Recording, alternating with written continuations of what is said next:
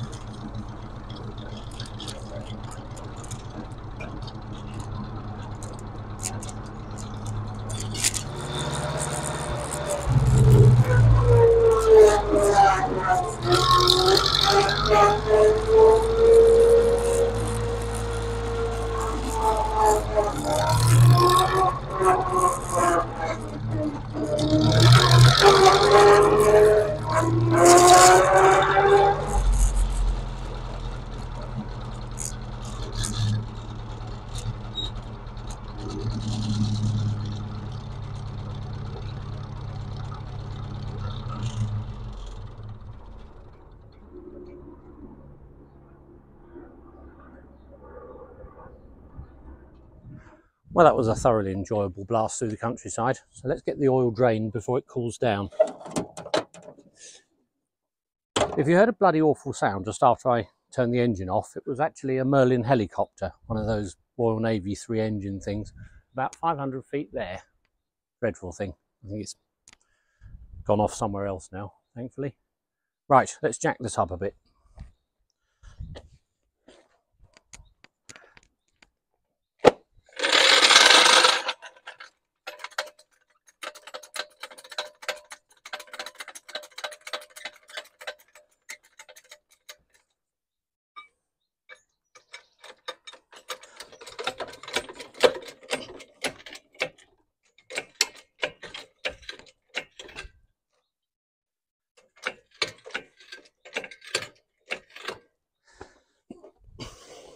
It doesn't need to go up very much, it's just enough to encourage all the oil to go to the back of the sump. And then I can go under there with the tools.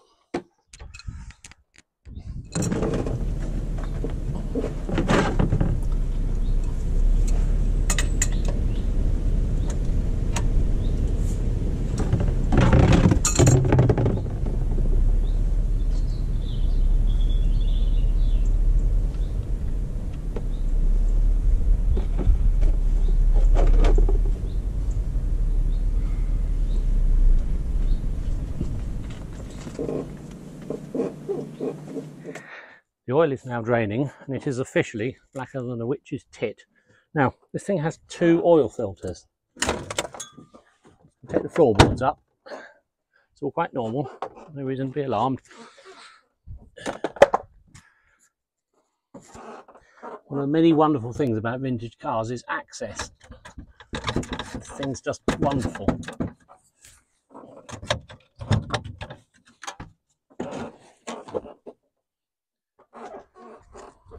So there are 2 oil filters. One is one of those screwing gauze things that's in the bottom where the sump plug is.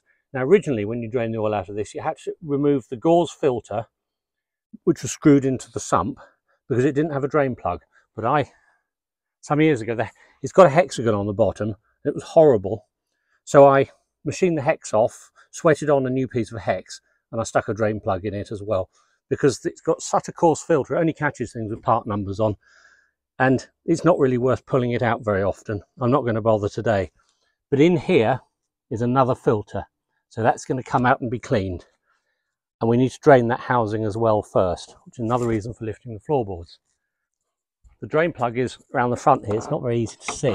So I'm just going to take it out now. Oh, there we go. Spanner gone in the oil. Never mind. Let's loosen the thing off. I'm just going to go underneath and get the drain plug. Mustn't drop the drain plug in the oil, that's the main thing. Doesn't matter about the spanner. There goes the housing oil. All over the exhaust pipe. Whilst the oil is draining, and because we're in no form of a hurry, let's have a look around the cockpit. I'll jump in.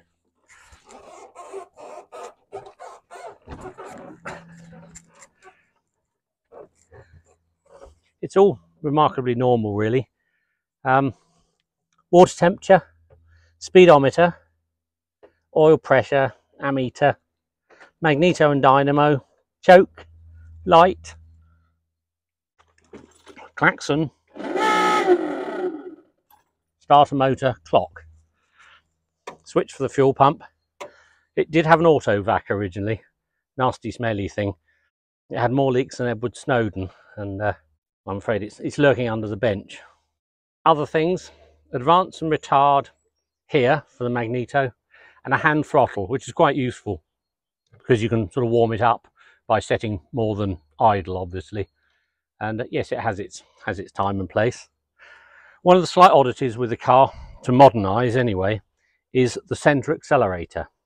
So clutch on the left, accelerator in the centre, brake on the right. And the foot brake works all 4 wheels. Now you might think the centre accelerator takes a lot of getting used to. Well, to be honest, it doesn't. I haven't had any trouble with it in the last 20 years whatsoever. You drive the whole thing quite differently to a modern anyway.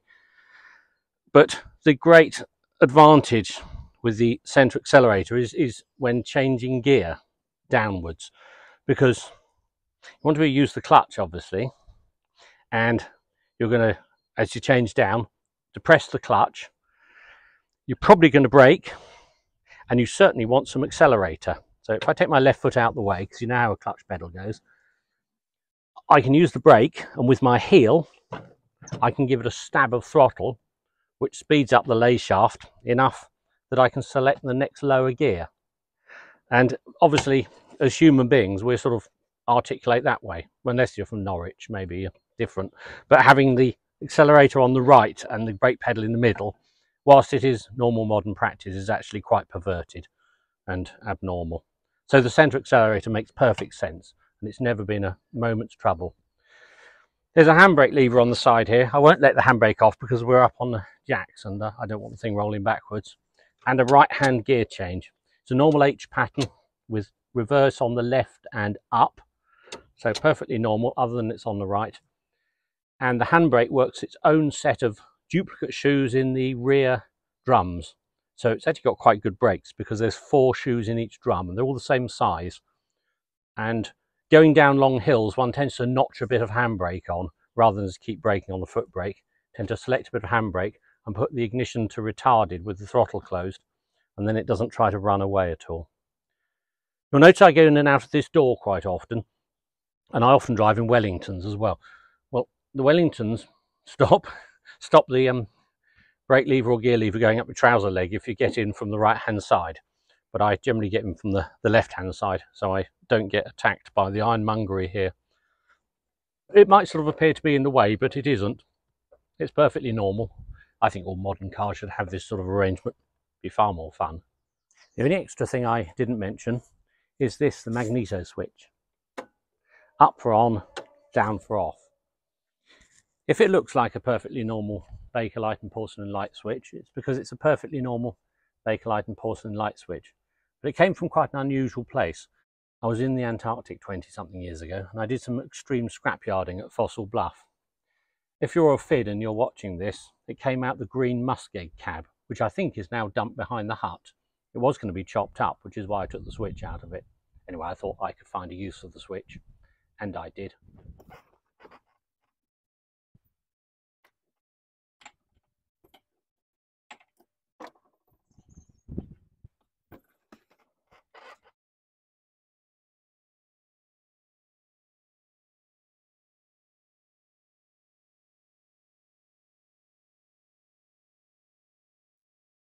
But there's the fine filter ready to go back in. I realised when reviewing some of the film footage that all you're getting is a nice picture of the back of my head every time I bury my head down towards the filter there. So I'm just going to bolt it in and then we'll carry on.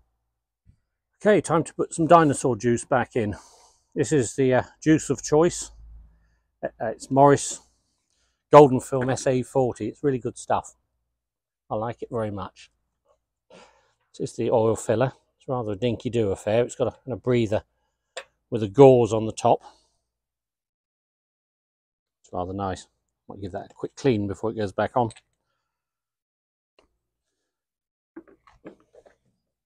Takes about 1.5 gallons. So I can't say I'm too fussy about what oil goes in, but SA40 is ideal.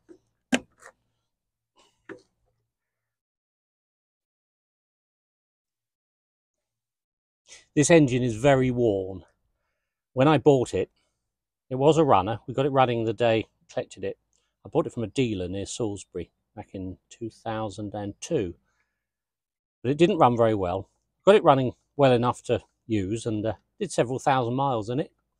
And my wife and I used it on our wedding and various other things and did a lot of motoring with it. And then in 2006, the engine failed reasonably spectacularly. And I didn't really have a great deal of money, so I decided rather than rebuild it properly, I'd take it to pieces and fit it together in a kind of old-fashioned 1950s stepped piston rings, file down the con rods and do all the naughty things that people would say you should never do these days. Of course, if I hadn't done all of that, you know, the con rods would have been scrap, lots of it would have been scrap. So it had a proper old-fashioned cheap run through. was all done, fitted together properly. I made quite a lot of new parts, including a whole load of new gear adjusters for the timing case. I had to put a new fibre timing gear in it as well. I'll try and put a picture of the broken fibre gear on the screen about now. I managed to get a new blank gear from the late Arthur Archer at Great Dunmow, and I machined the centre of the gear out. I did all manner of machining jobs on this motor, and well, it's gone like a train ever since. The cylinder boards were hideous. They're out plus 100 anyway, and they were quite badly corroded. But one can either get fussy or not fussy, and they got attacked with the three-legged Honer. Ridge Dodger piston rings made by the fabulous Mr. Daintree up in Manchester. 4 new exhaust valves. I didn't spend more than about £500 on it, and well, it's been fabulous. Right, it takes about 1.5 gallons, so let's stick another half a gallon in. I will pull the dipstick out in a moment, but I know it takes 1.5 gallons, so there's no point making a fuss. One other thing we've got to do actually before we run it is fill up that fine filter housing. It's got a little plug on the top, which I've left off for now, because obviously the oil pump that's down in the sump passes oil up to the fine filter housing, and if it's empty, it's going to run without oil in for quite some time whilst the pump fills up the filter housing. Now the pump on this thing runs on the camshaft, and it's a sort of stirrup pump. Again, I'll try and stick a picture up on the screen. So it only gets a squirt of oil every 2 revolutions of the crankshaft, or every 1 revolution of the camshaft. And it just sort of squirts a bit of oil around the system, so it never runs with a great deal of oil pressure. They do seem to last well though. I think clean oil is probably the key to that. They've got massive bearing surfaces, so I don't think anything's under any great stress. Right, pull the stick. There we go. Yep, up to there. That's good. That's the correct mark. Excellent. I've given the top all a bit of a bath. It's all nice and clean for the first time in a while, and I can go back on. When my wife and I were coming back from our honeymoon, I realised as we sort of went round Helston that the steering was even worse than normal. And this bracket here, which was just a piddly little cast aluminium bracket, had broken, and so the steering box was all loose. Anyway, I bought a chunk of alley and made a far more manly affair. It's probably a bit over the top, but it does actually hold the steering box properly in place. There was enough slack in the system anyway, so having the steering box floating around, it was, well, it was all rather entertaining, I suppose. Well, there's the filter housing. If I actually come around to the front, I can get the oil can in just as easy from this way, and basically I've just got to keep squirting away. Got a full can here. I'm just going to keep squirting away till it's full. It's not full, it's just me overdoing it. Unfortunately, it's a bit of a pig to fill up. I've been doing this before. I think the answer is to squirt quite slowly and take one's time over it. Well, the fine filter housing is now full of oil, so I won't put the floorboards back in yet. I think we'll start it up, make sure we haven't got any leaks, make sure the oil pressure comes up, and then as long as it's all right, it can all be put back together. Ignition, a bit of throttle, out of gear, and brakes on. Probably need some choke. It tends to run quite lean at idle. Let's see what happens.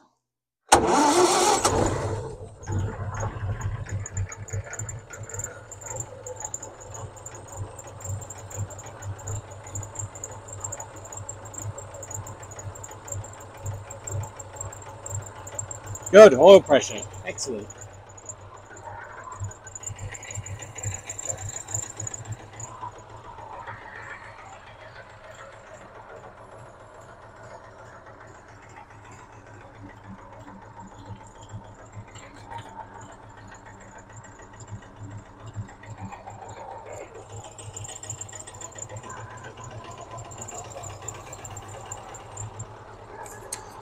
Well, the oil pressure's up past 20 now, so it's still climbing. Let's have a quick look around for leaks.